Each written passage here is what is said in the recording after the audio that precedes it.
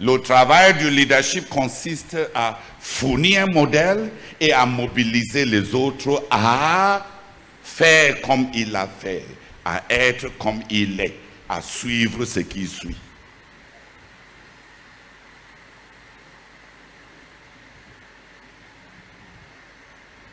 Le travail du leadership consiste à fournir un modèle et à mobiliser les autres à le suivre. Ce que toi-même tu n'as pas suivi, tu vas mobiliser les gens qui vont faire comme toi, qui vont consentir que c'est bon sans le suivre.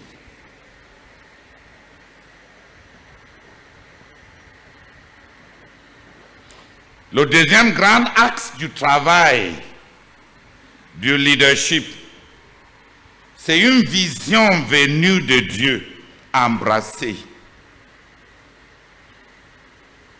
à laquelle lui-même s'engage. Et la responsabilité de susciter des ouvriers dans l'accomplissement de ces visions. Le Seigneur Jésus a dit aux 12, la moisson, levez les yeux, regardez, la moisson est pleine, mais il y a peu d'ouvriers. Priez le maître de la moisson d'envoyer, d'injecter ces ouvriers pour rentrer ces moissons. Levez les yeux, ça c'est la vision. Priez. Pourquoi? Pas pour la moisson, priez pour les ouvriers pour rentrer la moisson. Ceux qui ont levé les yeux, à qui Dieu a donné une vision, doivent être eux-mêmes les ouvriers de ces visions, mais leur principal travail, c'est de trouver des co-ouvriers. Les co-moissonneurs.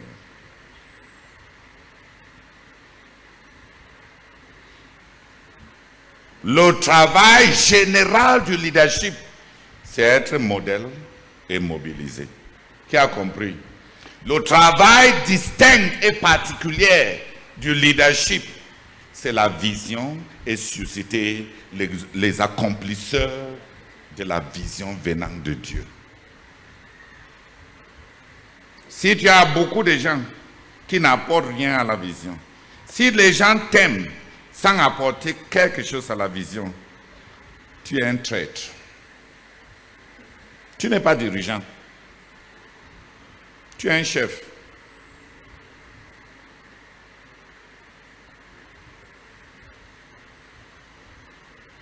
Les gens s'attachent à nous pour accéder. Le Seigneur Jésus dit aux disciples, vous êtes ceux-là qui m'ont suivi de près, qui n'ont pas eu, qui ont eu part dans mes souffrances. Et je vous donne un royaume comme le Père m'a donné un royaume. Il dit aux disciples, comme le Père m'a aimé, ainsi je vous suis aimé, demeurez dans mon amour. Vivez, faites, on fait, on mobilise les autres à faire ce qu'on a fait. J'ai obéi au Père, je suis demeuré dans son amour. Celui qui m'obéit demeurera aussi dans mon amour. Comme le Père m'a envoyé, de même je vous envoie.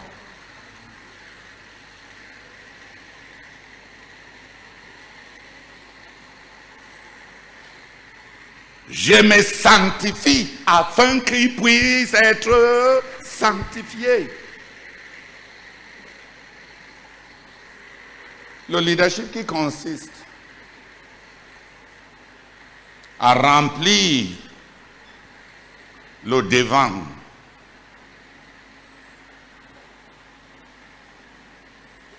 Sans pouvoir à un modèle, et sans mobiliser ce que Dieu t'a donné, à suivre ce que toi tu as suivi, à voir ce que tu as vu, à embrasser ce que tu as embrassé. C'est la trahison. Ça, c'est le travail général de tout leadership spirituel. Mais il y a un travail particulier et distinct pour tout dirigeant distinct. Il y a une vision reçue de Dieu à laquelle ce dirigeant s'engage et fait preuve, vit son engagement et il mobilise les autres à être engagés pour que ces visions de Dieu s'accomplissent.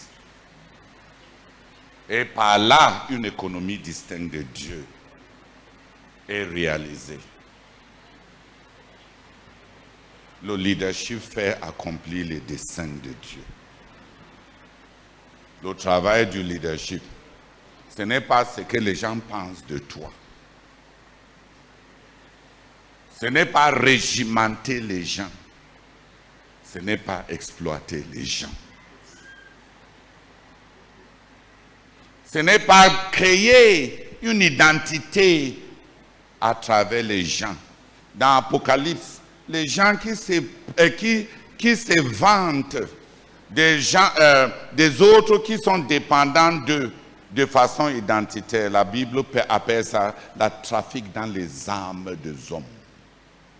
Et l'apôtre Paul dit dans le livre de Galates chapitre 6, à Dieu ne plaise que je me vends dans la chair parce que vous me suivez. Ce désir de se croire quelque chose parce qu'on a des gens qui nous suivent, ce n'est pas le leadership. C'est un esprit de l'enfer qui s'attache des gens de vaut rien. Dans la malédiction de Jotham, le fils de Gédéon, il a dit que les arbres voulaient un dirigeant, n'est-ce pas? On a approché la vigne. Il a dit non, je suis trop utile. J'ai une fonction, je produis du vin qui réjouit les Dieu et les hommes. Planer sur les arbres ne m'intéresse pas.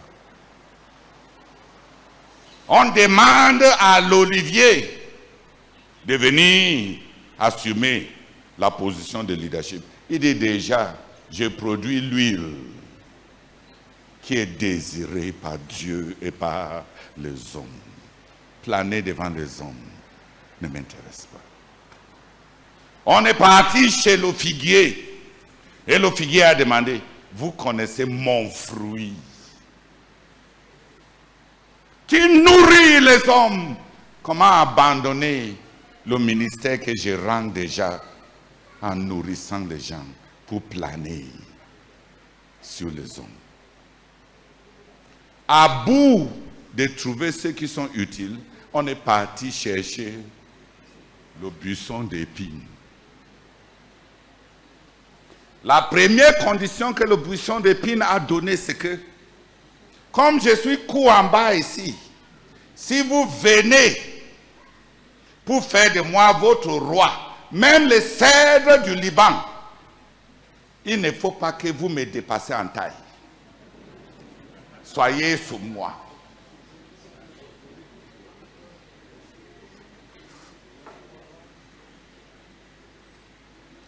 Je demande, imagine qu'on dit à l'Iroko de fleurir sous l'ombre, même pas toucher le buisson d'épines, mais sous son ombre. Ceux qui ont choisi, les gens qui aiment les postes, ont choisi l'esclavage de s'inférioriser à perpétuité et à ne jamais connaître l'épanouissement.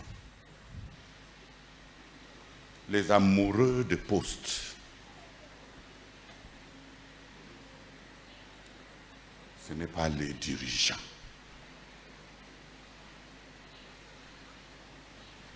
Et Jotam a fini par dire, dans toutes vos entreprises ici, vous n'avez pas pensé à Dieu. Vous avez choisi ce qui vous convenait parce que vous avez une relation politique entre vous. Vous avez décidé, celui-ci est mon frère. Le népotisme, le tribalisme, le nationalisme, celui-ci vient de ma tribu. Quand vous avez décidé entre vous qu'Abimelech est votre frère, et Abimelech vous a recruté dans sa campagne d'ascension parce que vous êtes liés à lui dans la chair. Ok, je bénis Abimelech avec la puissance de devenir un feu pour vous consommer. Et je vous maudis, vous, ses frères, de devenir un feu qui va l'eau consumer.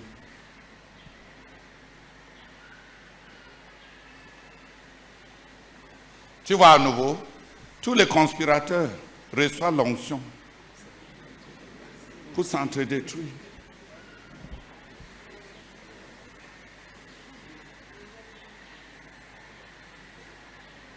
Tu as compris le travail général du leadership. Et le travail particulier et distinct du leadership. Le leadership, c'est un travail. Le leadership, c'est du travail. Le leadership, c'est servir les gens. Le leadership, c'est se recruter en premier pour la vision de Dieu et recruter les autres pour la vision de Dieu. Toute autre condition est à servir à ses buts.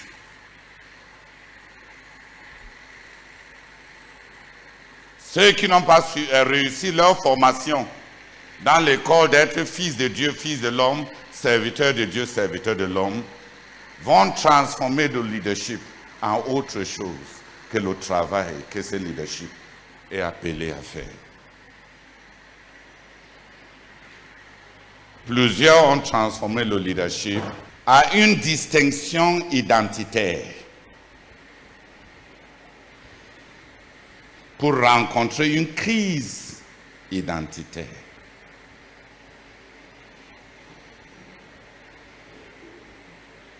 On va avoir de quoi se vanter.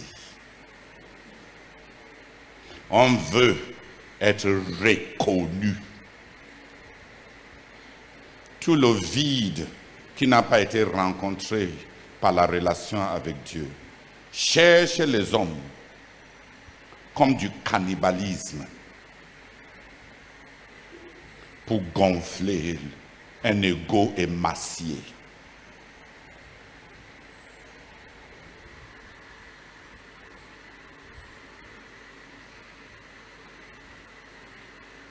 Chercher des postes, c'est chercher les hommes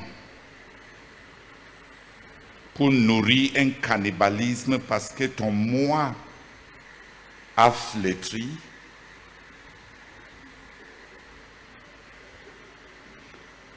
Le leadership selon Dieu, c'est du travail.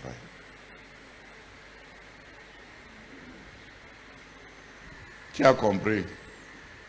Il y a des gens qui semblent être de bons gens. Dès que les gens veulent être attachés à un homme, dès qu'il veut servir un homme, après ça, il ne veut plus jamais être responsable. Il ne veut jamais plus assumer la responsabilité. Parce que quand on a accepté la relation et le service, qui est un outil de formation, de telles personnes ne veut plus quitter la formation pour assumer la responsabilité devant Dieu. Beaucoup de ceux qui ont accepté d'être attachés à un homme n'ont pas compris pourquoi Dieu veut même qu'on soit attaché à des hommes. C'est en vue de connaître Dieu et la vision et l'économie de Dieu pour qu'on puisse prendre notre place distincte dans l'accomplissement de cette économie. Rester enfantin. Pas un attachement qui est bon, mais qui se sert comme un alibi d'être irresponsable. Ce n'est pas dans les desseins de Dieu.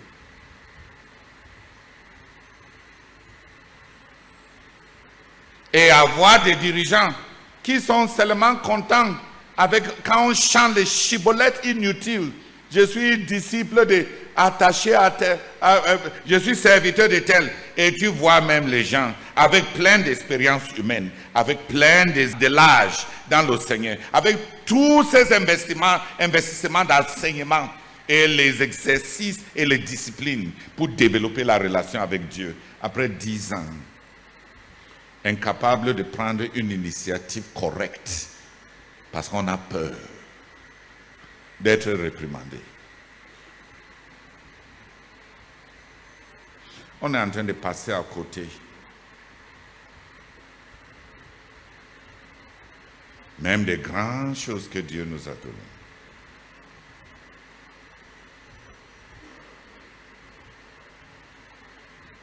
Comme je ne veux pas revenir sur la croissance et le développement dans le leadership demain, parce que demain, je vais atterrir sur Moïse et Élie dans la négociation, dans la gestion d'une transition de seuil de leadership.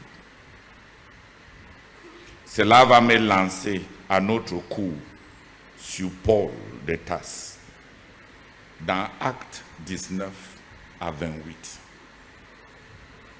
où l'apôtre Paul entre en détail dans le changement du seuil de leadership. Mais pour saisir cela, pas comme des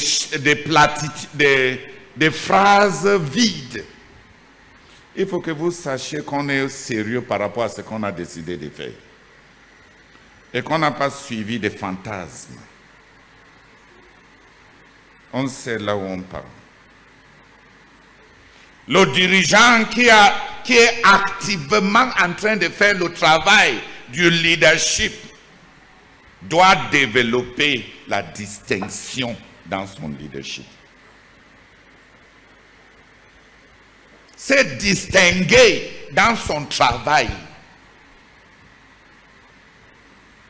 Un enseignant peut se distinguer dans l'enseignement. Un médecin peut se distinguer dans la pratique de la médecine. Un ingénieur peut se distinguer.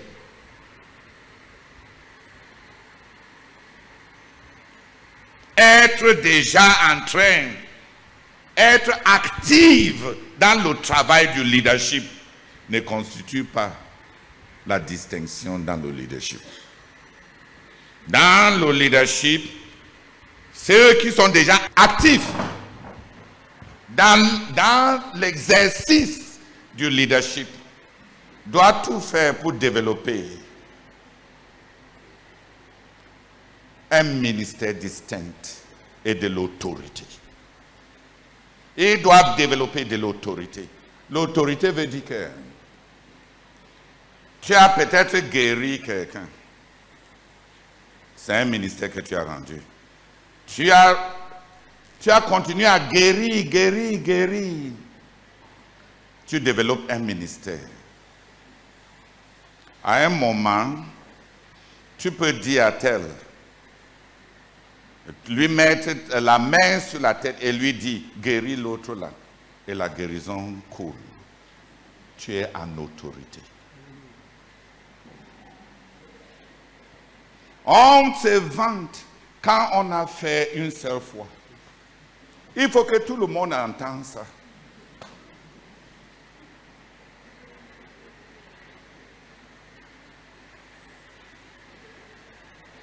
Quand tu donnes et tu continues à donner de façon croissante, extrême, et après tu as l'autorité. de produire d'autres qui donnent autant ou plus que toi, avec la même intensité, tu as bâti de l'autorité. L'autorité, c'est ce que tu faisais avant, de façon sporadique, pas potentielle, que tu as développé jusqu'à faire. Comme Pierre a dit, je n'ai ni argent ni l'or, mais ce que j'ai, je te donne. Est-ce qu'il a prié? Il a dit, ce que j'ai, je te donne. Lève-toi et marche. Au nom de Jésus. Ce que j'ai. Le leadership distinct, c'est développer un ministère distinct et développer de l'autorité. Ce que j'ai. Jacob a mis les mains sur les fils de Joseph et dit, l'Éternel devant qui j'ai marché, l'ange qui m'a accompagné toute ma vie troublée, si béni ses gars. Son fils Joseph lui dit, mon père, ce n'est pas juste. Tu as mis la main, ta main droite sur le cadet. Il a dit à son fils, je sais, j'ai été aussi un cadet qui a reçu la majorité. Je ne peux donner aux autres que ce que moi-même j'ai reçu. Je connais, je sais.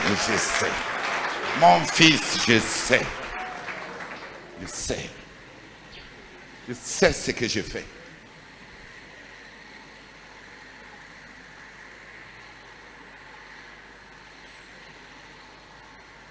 L'autorité.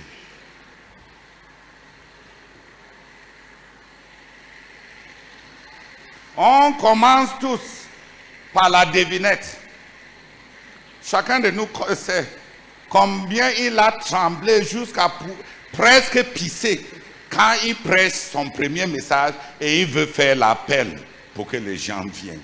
Il ne sait pas si quelque chose va se passer. De même, quand tu veux commencer à guérir les gens, tu vas crier à tue-tête, comme si c'est le volume, quand tu vas perdre ta voix, qui va amener les gens à se guérir. Et certaines personnes, malheureusement pour nous, on ne fait pas pousser les gens pour qu'ils tombent. Si on poussait les gens pour qu'ils tombent, certaines sœurs qui t'aiment allaient venir devant pour tomber pour toi, pour t'encourager, pour te rendre ministère, pour que tu n'aies pas prêché en vain, pour que cette église y voit que leur bien-aimé-ci est vraiment loin de l'Éternel. De même, quand on commence à amener les gens dans le baptême dans le Saint-Esprit, on commence par beaucoup d'efforts. Et si on persévère, on va voir la fidélité de Dieu. Et si on persévère, on va apprendre les règles de vie attachées à chacun de ces ministères. Et si on est fidèle, ça devient une onction qui est une autorité. Tu donnes ce que tu as.